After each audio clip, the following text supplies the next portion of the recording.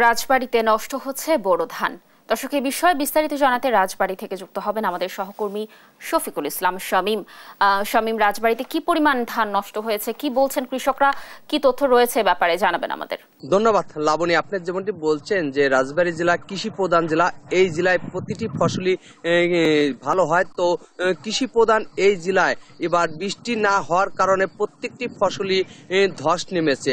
তো এই মুহূর্তে রাজবাড়ী জেলায় যে ধান, বোরো ধান কাটা শুরু হয়েছে, সেই বোরো ধানের চিত্রটি যদি আমি একটু বলি, তো বোরো ধানটা টানা 1 মাসের অধিক সময় বৃষ্টিপাত না থাকার কারণে ধানের শেষ তেমনটা দিতে পারে না, যে কারণে ধানটি ভালো হয়নি। আমি ক্যামেরার মাধ্যমে দেখাতে চাচ্ছি যে এই রাজবাড়ী জেলার যে ধানগুলি রয়েছে, বোরো ধানগুলি রয়েছে, সেই ধানের অনেক কৃষক ইতিমধ্যে কাটতে শুরু করেছে। তবে বৃষ্টিপাত না থাকার কারণে ধানের সেই পর্যাপ্ত পরিমাণ ফলনটা ভালো হয়নি।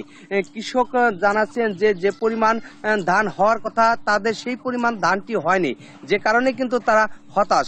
পাশাপাশি তাদেরকে সেচ খরচও কিন্তুটা অতিরিক্ত লেগেছে, কারণ প্রচণ্ড তাপ, খরা এবং বৃষ্টিপাত না হওয়ার কারণে যে ধানের যে সেচ ব্যবহারটা কিন্তু তাদেরকে বেশি করতে হয়েছে। পাশাপাশি তারা কিন্তু আরেকটি অভিযোগ করছেন যে এই খরার সময় বা বৃষ্টিপাত না থাকায় যে মেশিন আছে, যে মেশিন দিয়ে পানি উঠিয়ে ধানে সেচ ব্যবহার করা হয়, সেই জায়গায় কিন্তু পর্যাপ্ত পরিমাণ পানিও ওঠে না, যে কারণে কিন্তু কৃষকের প্রত্যেকটি সাবজেক্ট বিষয়ে কিন্তু তাদেরকে চরম দুর্ভোগ পোহাতে হয়েছে।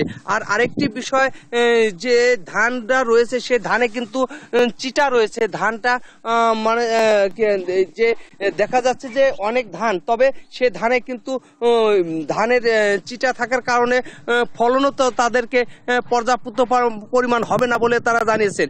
এ ব্যাপারে কৃষি কর্মকর্তাদের সাথে আমরা কথা বলেছি। তারা আমাদেরকে জানিয়েছেন যে এবার পর্যাপ্ত পরিমাণ খরা বা বৃষ্টি না থাকার কারণে ধানের ফলনটা যেরূপ আশা করেছিল সেই রূপ হবে না বলে তারাও জানিয়েছেন।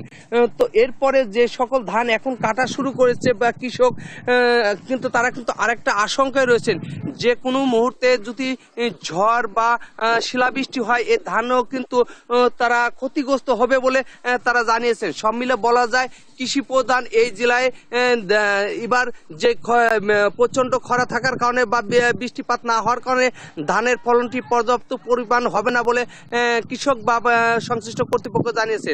তো এই ছিল রাজবাড়ী জেলায় ধানের সর্বশেষ সংবাদ। আমি এখন চলে যাচ্ছি স্টুডিওতে। লাবণী, ধন্যবাদ শামীম আমাদের সাথে যুক্ত থাকার জন্য। দর্শক, যেমনটি বলছিলাম যে রাজবাড়িতে নষ্ট হচ্ছে বোরো ধান, এ ব্যাপারে বিস্তারিত তথ্য জানাচ্ছিলেন আমাদের সহকর্মী শফিকুল ইসলাম শামীম।